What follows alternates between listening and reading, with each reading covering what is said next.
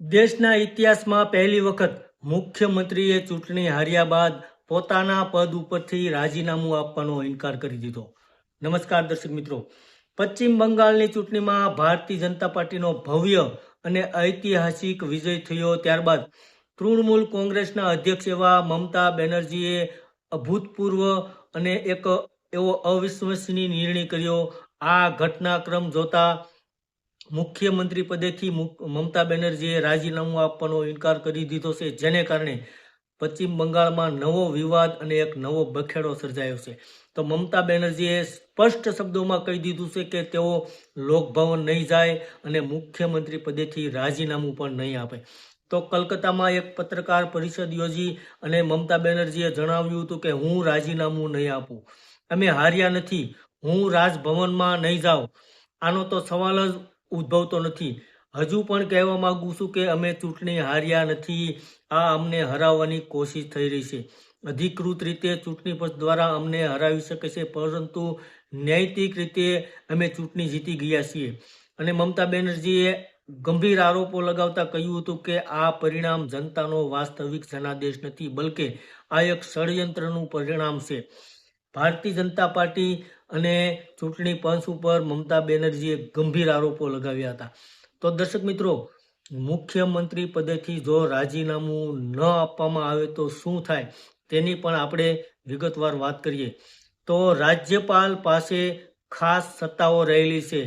રાજ્યપાલ સૌ પહેલા હારેલા મુખ્યમંત્રીને રાજીનામું આપવાની માંગ કરી શકે છે, અને જો ઇનકાર કરવામાં આવે તો તાત્કાલિક વિધાનસભાનો ભંગ પણ કરી શકે છે અને વિધાનસભા ભંગ કરવાનો આદેશ જારી કરી શકે છે.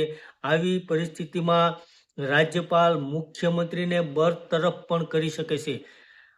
મુખ્યમંત્રી પર કોઈ પણ પ્રકારની કાર્યવાહી પણ થઈ શકે છે, અથવા કોઈ મોટી કટોકટી ઊભી થાય તો રાજ્યપાલ કલમ 356 મુજબ રાષ્ટ્રપતિ શાસનની પણ ભલામણ કરી શકે છે. આ રાજ્યોમાં બંધારણીય જે તંત્રની નિષ્ફળતામાં કિસ્સામાં આવું થાય તો પશ્ચિમ બંગાળના કિસ્સામાં ચૂંટણી પરિણામોમાં આ જાહેર થઈ ગયા બાદ મુખ્યમંત્રીએ રાજીનામું આપવાનો ઇનકાર કરી દીધો છે. ત્યારે કંઈ પણ કટોકટી ઊભી થાય તો રાષ્ટ્રપતિ શાસન પણ રાજ્યપાલ લગાવી શકે છે. અને રાજ્યમાં હાલમાં કોણ સરકાર બનાવશે તે નક્કી થઈ ગયું છે. ત્યારે તૃણમૂલ કોંગ્રેસ દ્વારા કલકત્તા હાઈકોર્ટમાં પણ જઈ શકે છે અને કલમ 164 મુજબ રાજ્યપાલ કોઈ પણ મુખ્યમંત્રી પદ માટે ઇન્વાઇટ કરી શકે છે અને તે કોઈ પણ નવા મુખ્યમંત્રીને શપથ પણ લેવડાવી શકે છે. તો હાલમાં આ જો મુખ્યમંત્રી રાજીનામું ન આપે તો આવા નિયમો છે, પરંતુ હાલમાં પશ્ચિમ બંગાળની અંદર મમતા બેનર્જી હારી ગયા છે અને ભારતીય જનતા પાર્ટીની ઐતિહાસિક જીત થઈ છે. ત્યારે મમતા બેનર્જીએ સ્પષ્ટ શબ્દોમાં કહી દીધું છે કે હું રાજીનામું નહીં આપું, જેને કારણે પશ્ચિમ બંગાળમાં મોટો વિવાદ સર્જાયો હોય તેવા હાલમાં મોટા સમાચાર મળી રહ્યા હતા.